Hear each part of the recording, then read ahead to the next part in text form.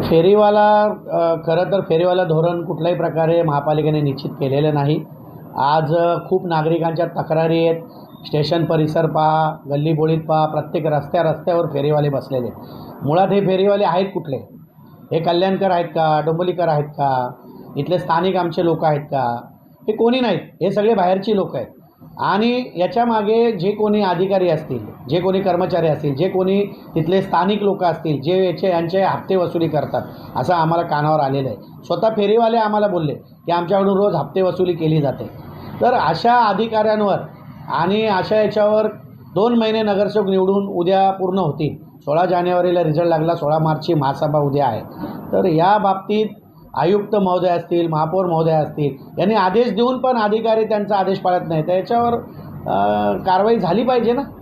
या फेरीवाला नाही ठीक आहे, सर्वच पक्षातले नेते फेरीवाल्यांसाठी लढत असतात, आनंदाची बाब आहे। पण फेरीवाला कुठं बसला पाहिजे, त्याचं धोरण निश्चित झालं पाहिजे आणि गोरगरिबाला न्याय मिळाला पाहिजे, पण तो कल्याण डोंबिवलीचा असला पाहिजे। आणि रस्त्यावर बसण्याची परवानगी तर कोणीच देऊ नये।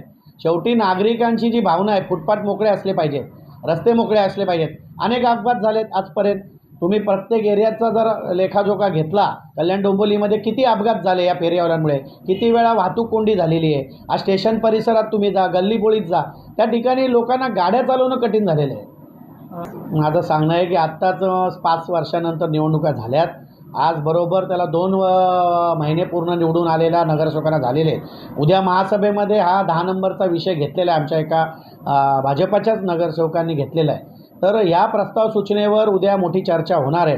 आणि तुम्ही पाहताय की प्रत्येक लोकप्रतिनिधीची हीच इच्छा आहे की कुठल्याही रस्त्यावर फेरीवाले बसले नाही पाहिजेत। भाजी मंडई बनवल्या आहेत ना, भाजी मंडई बनवल्या आहेत, महापालिकेचे आरक्षित भूखंड आहेत, त्या ठिकाणी त्यांना बाजार लावू द्या ना। त्या ठिकाणी का नाही अधिकारी करत? याच्यामध्ये चांगभलं कोणाचं होतं आहे, मग तो कोणी असू द्या, तो अधिकारी असू द्या किंवा इतर कोणी असू द्या फेरीवाला म्हणून, यांचं चांगभलं जे होतं आहे त्याच्यासाठी हे फेरीवाले रस्त्यावर बसतात, असा माझा आरोप आहे। किती पैसे खूप पैसे घेतात, म्हणजे आम्ही आकडा ऐकला तर आम्हाला चक्कर येईल। एका एरियामध्ये 1.5 ते 2 लाख रुपये हप्ता वसुली होते आणि ही महापालिकेच्या संगनमताने होते। हे खूप दुर्दैवी आहे। माझ्याकडे अशी माहिती आहे, काही शिपाई आहेत, त्यांचे 2-2, 3-3 फ्लॅट आहेत, काही अधिकारी आहेत, यांना ते पैसे देतात। आम्ही जेव्हा प्रत्यक्षात फील्डवर उतरलो, आमचे नगरसेवक उतरले, तर ते बिचारे फेरीवाले हे आम्हाला सांगताय, साहब उधर हफ्ता देना पड़ता है, इधर हफ्ता देना पड़ता है, इधर ये करना पड़ता है, उधर ये करना पड़ता है, हम कैसा क्या इधर से ये करेंगे। तर आम्ही त्यांना हे सांगितलं की तुम्हाला भाजी मंडई आहेत, त्या ठिकाणी आरक्षित भूखंड आहे, फेरीवाला धोरण निश्चित करून त्या ठिकाणी बसवलं पाहिजे। आम्हाला नागरिक महत्त्वाचे आहेत। पुढची भूमिका हीच आहे की उद्याच्या महासभेमध्ये सर्व नगरसेवक चिडलेले आहेत आणि सगळे नगरसेवक हा मुद्दा घेणारच आहेत।